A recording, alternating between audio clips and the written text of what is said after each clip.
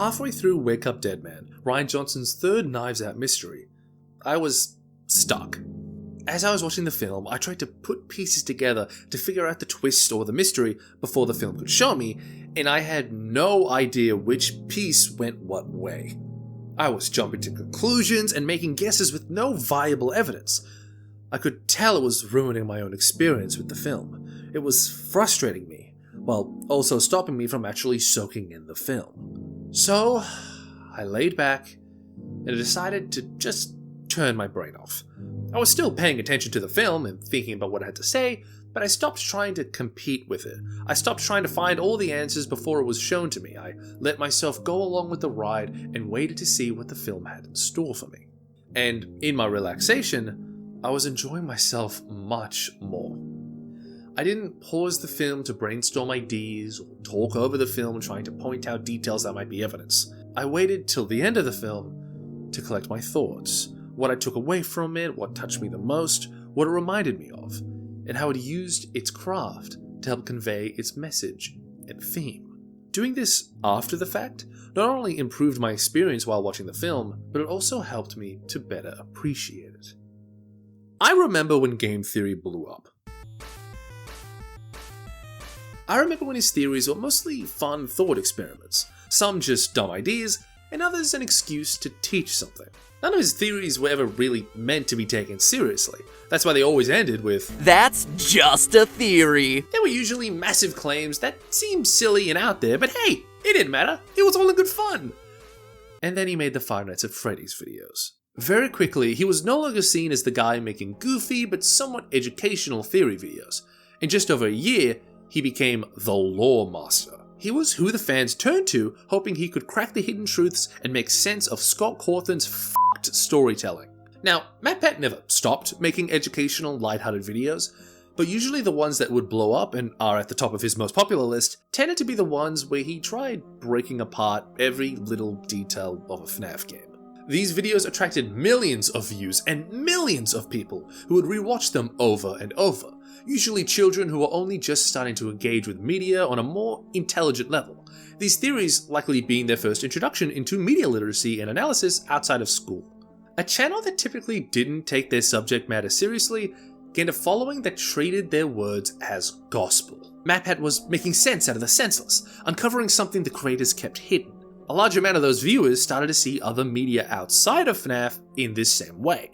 Before MatPat and game theory, the internet always had absurd theories.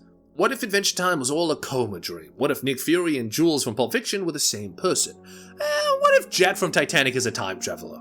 I used to watch a lot of Cracked After Hours. I am very familiar with ludicrous, out there theories. But modern theory culture feels different. Modern online theories feel like people are trying to gotcha the media. They're trying to get ahead and find the answers before the creators can hand it to them.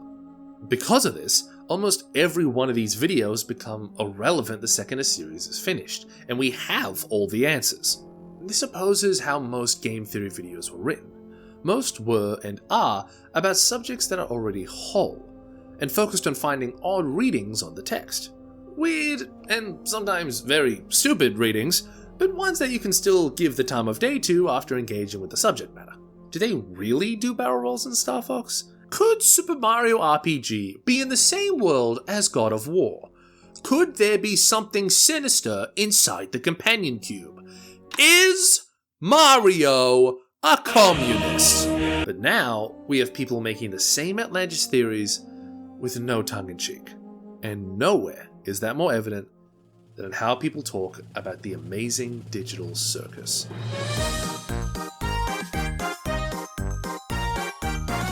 When the pilot for the Amazing Digital Circus first dropped in 2023, it quickly became a phenomenon. Within a week, it had millions of views. Hell, it basically blew up overnight. And I believe part of that success is due to these factors. People hungered for new, fresh adult/young adult animation and indie projects. The humor and aesthetics of the pilot played with witty, dry jokes in a weird and nostalgic environment.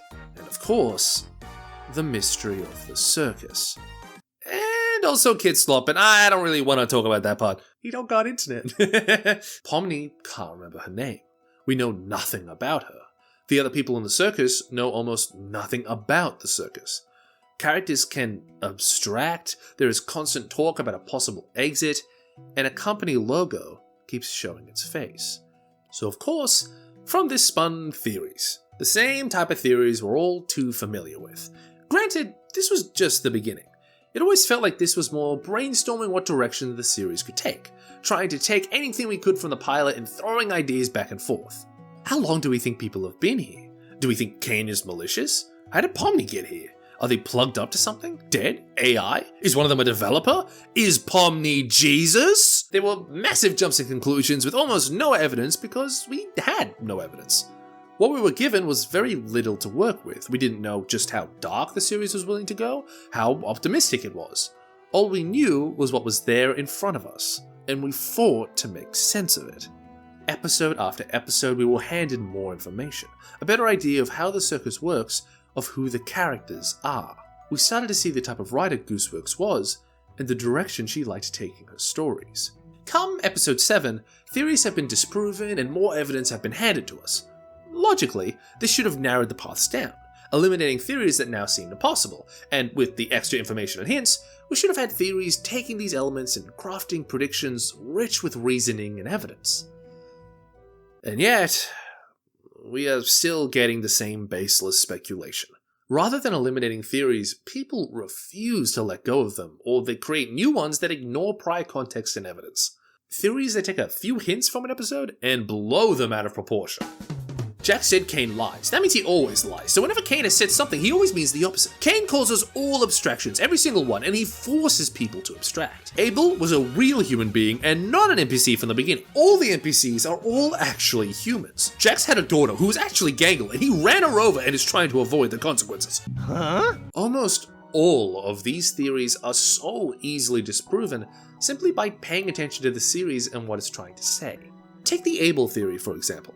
In episode 7, the characters are led to believe that there is an exit, and that Abel, an ex-worker at CNA, was hiding in the circus the whole time.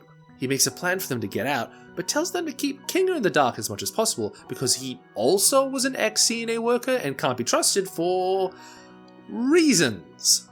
Right as they believe they can finally be free, right as they think they can go home, surprise! It was all a game made by Kane, and Abel is just an NPC Kane whipped up for it. Now, some believe that Abel was actually telling the truth the whole time, that he was a human and was replaced by an NPC by Kane last second. Or maybe his mind was taken over and forced to admit that he was an NPC. What evidence is there to suggest this? None. There is no evidence to suggest this. There is, however, evidence to disprove this, and prove that it was all an adventure planned by Kane.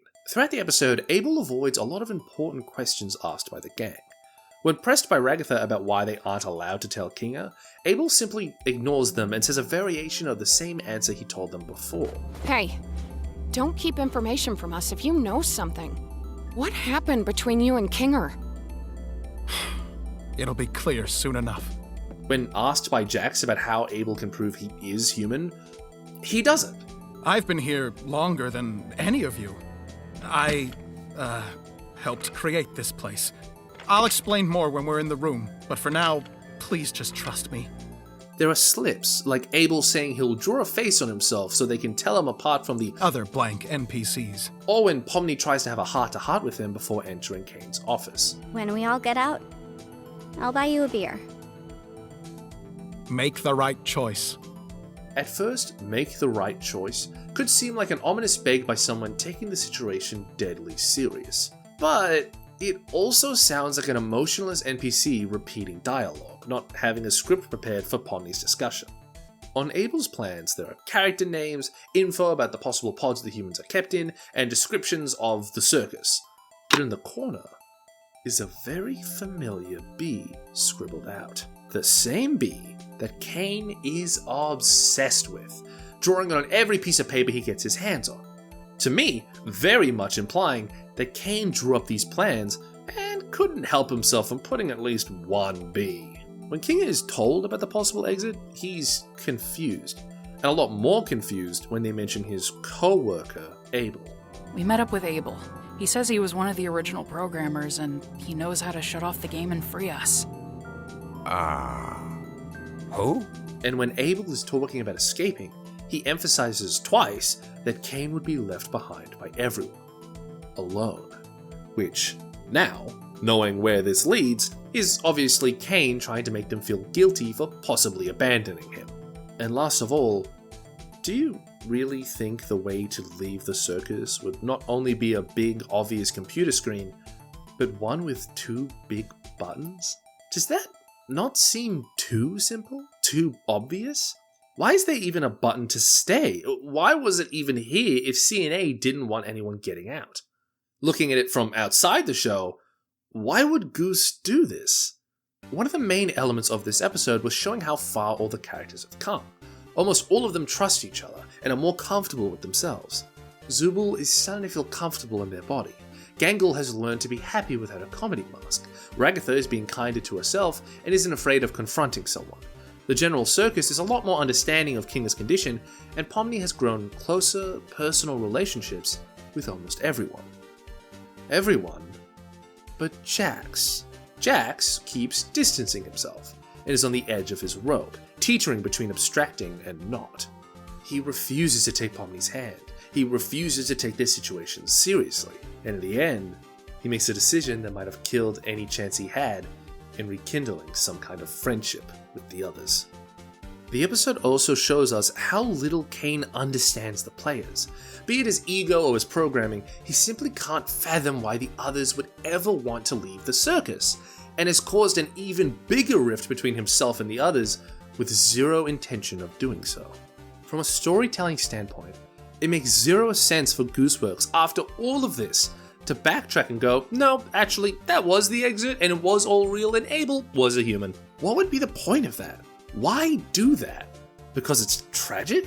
I think the implication that there is no exit, that Jax would damn the others to stay if he could, that Kane has more power over the others' minds than they originally thought, that Jax could abstract at any moment, is as tragic and worrying as it gets.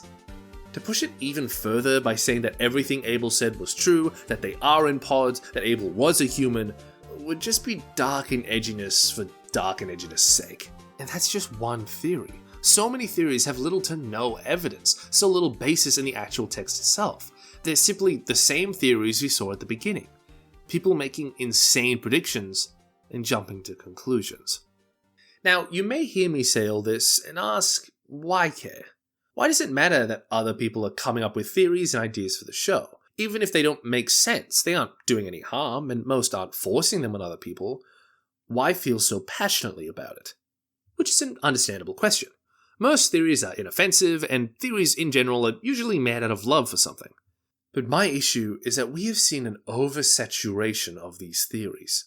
When you look up the series online, you are swept up in an overwhelming amount of theories and headcanons. Most videos made on the series seem to be theories trying to crack the ending, trying to make sense of these characters in very simple, quick ways. Personally, I think a series as well crafted as the Amazing Digital Circus deserves more than that. And I think a lot of people are missing out on some of the most incredible aspects of the series.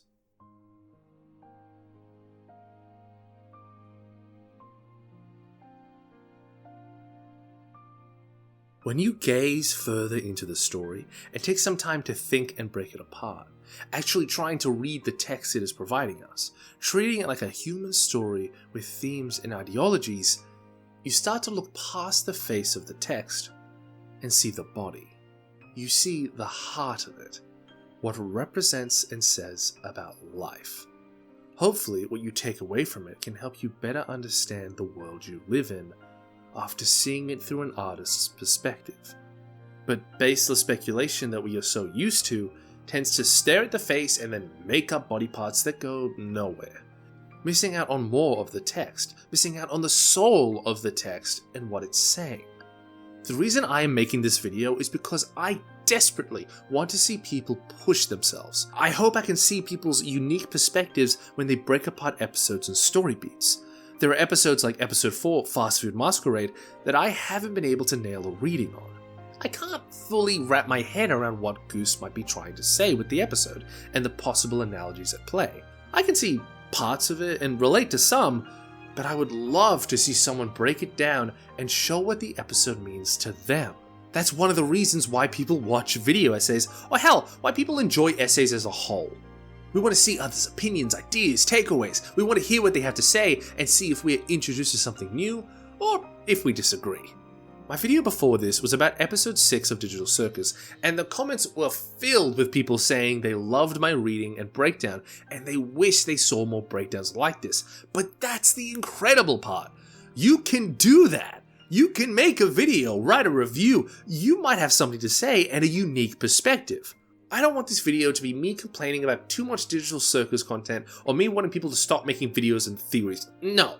I wish, crave, desire for people to explore what they can create, take the time and effort to make something worthwhile. And I want people to know that they don't need a university certificate in screenwriting or a job working as an animator to do this. I'm a mid-20s unemployed nobody that decided one day that he had thoughts and opinions about things he loved, and as he made more and more videos, he started to look deeper and deeper into what he was engaging with, and it helped him love them even more. That can be you! So next time you watch an episode of the Amazing Digital Circus or engage with any art, stop yourself from jumping to a conclusion. Hold yourself back, sit and take in what you're engaging with, and in all likelihood, you'll leave it with a better understanding of the text and a new view on the world.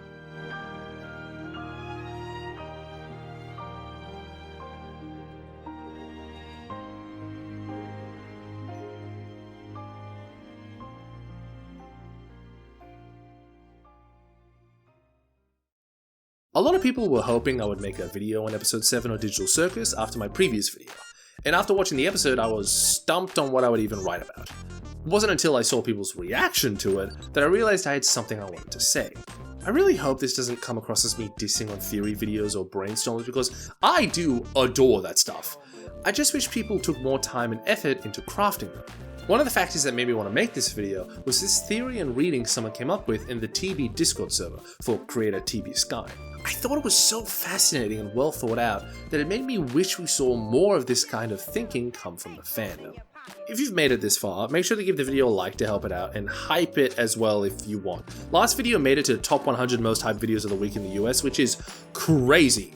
Partially because I'm Australian, but either way, thank you. If you want to support the channel, you can become a member for only $1 US. With it, you can get your name at the end of the videos as well as some custom emojis. Anyway, that's all I have to say.